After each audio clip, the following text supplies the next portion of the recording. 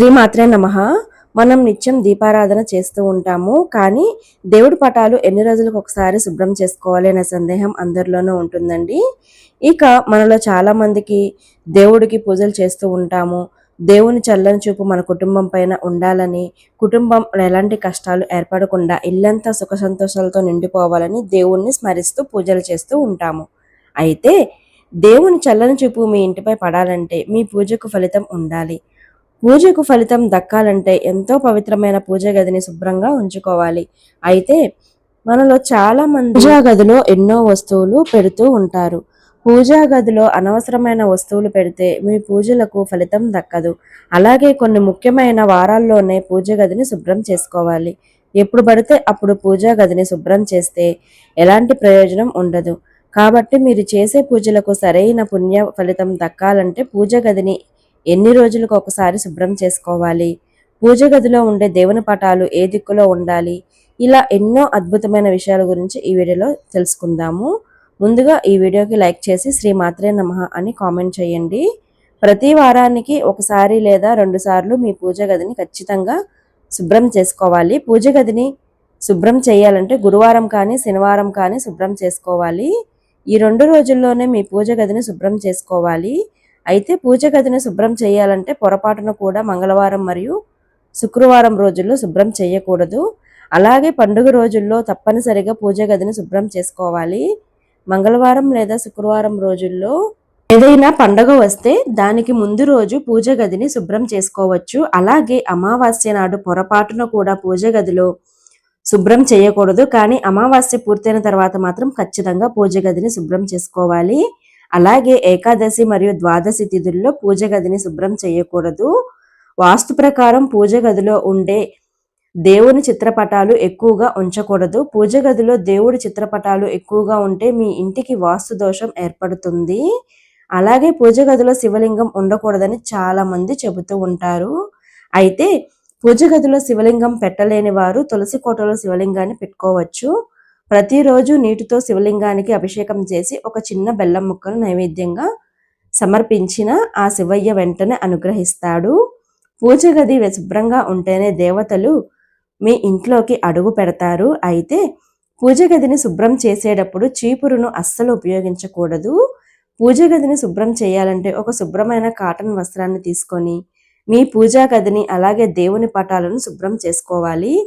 తడి వస్త్రంతో దేవుని చిత్రపటాలను తుడిచిన తర్వాత పొడి వస్త్రంతో తుడిచి శుభ్రం చేసుకొని దేవుడి పటాలకు గంధం రాసి కుంకుమ బొట్లు పెట్టుకోవాలి. పూజ గదిని శుభ్రం చేసే సమయంలో పూజ గదిలో ఉన్న దేవుని విగ్రహాలను అలాగే చిత్రపటాలను నేలపైన పెట్టకూడదు. ఇది చాలా పెద్ద పొరపాటు. పూజ గదిని శుభ్రం చేసేటప్పుడు ముందుగా నేలపైన ఒక వస్త్రాన్ని పరిచి ఆ వస్త్రం పైన దేవుని పటాలు అలాగే విగ్రహాలను పెట్టుకోవాలి. మనం పూజించే దేవుని విగ్రహాలకు అలాగే దేవుని చిత్రపటాలకు ఖచ్చితంగా దైవశక్తులు ఉంటాయి. కాబట్టి దేవుని పటాలు శుభ్రం చేసేటప్పుడు వాటిని గట్టిగా రుద్దకూడదు. ఇక పూజలో ఉపయోగించే దీపం ప్రమిదలు ప్రతిరోజు శుభ్రం చేసుకోవాలి. పూజలో ఉపయోగించే దీపం కుందులు నల్లగా ఉండకూడదు. పూజలో ఉపయోగించే పూజా సామాగ్రి జిడ్డు లేకుండా స్క్రబ్బర్తో శుభ్రం చేసుకోవచ్చు. కానీ పూజా సామాగ్రి శుభ్రం చేసే స్క్రబ్బరు సపరేట్గా పెట్టుకోవాలి. అలాగే చింతపండు గుజ్జుతో పూజా సామాగ్రిని శుభ్రం చేసుకుంటే చాలా మంచిది. అయితే పూజ గదిని శుభ్రం చేయాలంటే స్త్రీలు తప్పనిసరిగా తలస్నానం చేయాలి. తలస్నానం చేయకుండా పూజ గదిని శుభ్రం చేయకూడదు. స్త్రీలు చక్కగా తలస్నానం చేసి పూజ గదిని శుభ్రం చేయాలి. ఇక ప్రతి ఒక్కరూ తప్పనిసరిగా గంగా జలాన్ని తెచ్చుకోండి. ప్రతిరోజు గదిలో గంగాజలం చల్లుతూ ఉండాలి. అప్పుడే మీ పూజా గది పవిత్రంగా ఉంటుంది. పూజా గది పవిత్రంగా ఉంటేనే మీ ఇంట్లో దైవశక్తులు సంచరిస్తూ ఉంటాయి. ఇంట్లో గంగాజలం లేనివారు పూజ గదిలో పసుపు నీళ్లు ఉంచుకోవచ్చు. ఇక రాత్రి సమయంలో ఎట్టి పరిస్థితుల్లోనూ పూజా గదిని శుభ్రం చేయకూడదు. రాత్రి సమయంలో ఎన్నో దుష్ట శక్తులు సంచరిస్తూ ఉంటాయి. కాబట్టి రాత్రి సమయంలో మాత్రం పొరపాటున కూడా పూజ గదిని శుభ్రం చెయ్యకండి. ఇక ఆడవారికి నెలసరి వచ్చినప్పుడు వెంటనే పూజ గదిని మూసేయాలి. నెలసరి వచ్చిన ఆడపిల్లలు పూజ గది వైపుకు వెళ్ళకూడదు. లేదంటే మీ ఇంట్లో ఉన్న దైవశక్తులన్నీ నశిస్తాయి. స్త్రీలకు నెలసరి పూర్తయిన తర్వాత అంటే 5వ రోజున మీ పూజా గదిని తప్పనిసరిగా శుభ్రం చేసి గంగాజలాన్ని జల్లాలి. పూజలో దేవునికి సమర్పించిన పుష్పాలు చాలా పవిత్రమైనవి కాబట్టి పూజలో ఉపయోగించిన పుష్పాలు ఎండిపోకముందే పూజ గది నుండి తీసేయాలి.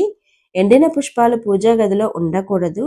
దీనివల్ల మీ ఇంట్లో నెగటివ్ ఎనర్జీ ప్రవేశిస్తుంది. పూజలో వాడిన పుష్పాలను ఎక్కడ పడితే అక్కడ పడేయకూడదు. ఏదైనా చెట్టు దగ్గర కానీ, ప్రవహించే నదిలో కానీ వేయాలి.